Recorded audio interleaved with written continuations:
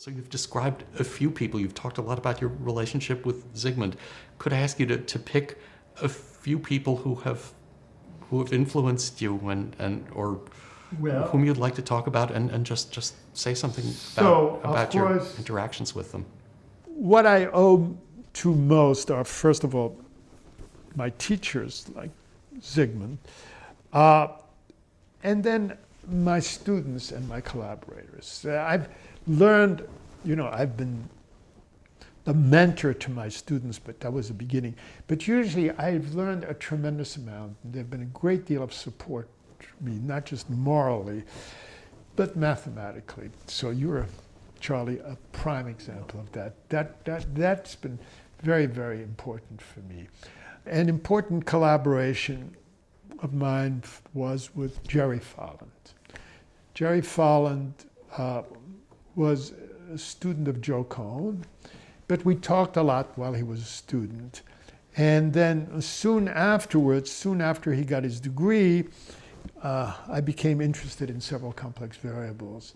And I had this point of view about the Heisenberg group, and somehow he got involved in this either on his own or discussing. And then we started to work on things related to the Heisenberg group, and that was very, very useful. And then at about the same time, a few years later, Linda Rothschild was visiting, and I was interested in doing things not just for the Heisenberg group, but I had some vague ideas of doing things for more general Hormander type operators. And it seemed to me that what you needed to do is, like, you go from Euclidean space to the Heisenberg group was one step. The general step was to go to general nilpotent groups, and then there was a theory, and then there were these free nilpotent groups, etc. So this was a very important collaboration for me. Again, what I would say about collaboration, what's so important is the idea that when two people get together, 2 or 3 people, and they really develop a stake in it, there's a tremendous amount of reinforcing that they do, and that makes a project possible. So I think it's sort of not meaningful to try to say, well, I did this and X did that, but it's...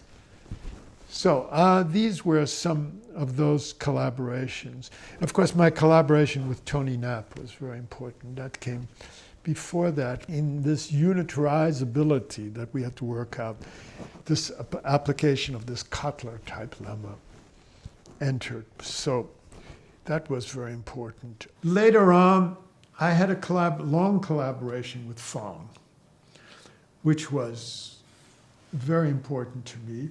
And that, again, started off from his interest in complex analysis. Fong started off by being a student of Joe Cohn. And then he sort of wrote a thesis with Joe. And he got on the basis of it, got a job at Chicago.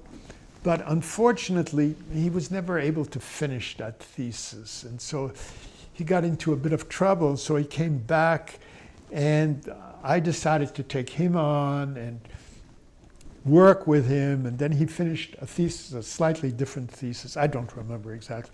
Then we decided to work. And he was very interested in the D-bar-Neumann problem. And he did something very nice on his own first on finding a kernel representation for the Neumann operator.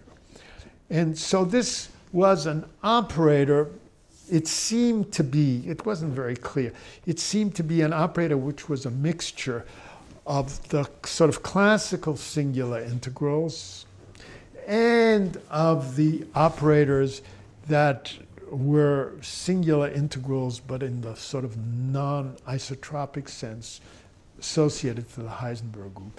So it was a big challenge to us, which we started to look at what kind of operators do you get this way. And then we took a certain path that led us to oscillatory integrals and to singular Radon transforms. And that was quite interesting, I think, which led us to rotational curvature. But then there was another path which I've followed more recently in work with Fulvio, Alex Nagel, Fulvio Ricci, and Steve Wenger on this, and I'm still working on this area of the interplay between these singular integral operators. So another collaboration which has been very important for me was my collaboration with Steve Wenger. Steve Wenger was my first student. And so we were always very friendly. I remember very clearly now, it was the year 1966. Zygmunt had had organized a quarter at the University of Chicago on analysis, and he invited me to come spend a month there. And Steve Wenger was then either at Cornell or he had already, I don't remember that, or he had already moved to Wisconsin. And he came there for a week or two. So we spent a lot of time together, and he got me interested in this problem of certain oscillatory integrals, which were connected with the work of Fabes and Riviere, which were connected with the Hilbert transform on the parabola. And so since then, of course, he had been my student, so we had worked pretty closely on his thesis, but since then we had started to collaborate and collaborated a lot on problems, on many things. And then because of him,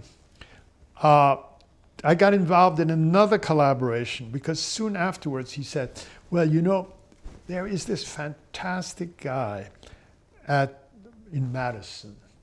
You should get to know him. His name is Alex Nagel. And so he talked about it, and then finally I met Alex Nagel, and he spent a year at the university, actually as a visitor in the 1970s. And then we started to collaborate. And after a while, the three of us collaborated, et cetera, et cetera. And we've been collaborating ever since. So that's also another collaboration which has been very important to me. So I want to say, with all these collaborations, I learned a great deal from these collaborations. And there were areas that I would not have worked in if I had not been doing these collaborations. Of course, I think they learned something from me also during these collaborations, but they were extremely, they were fundamental to anything that I've done.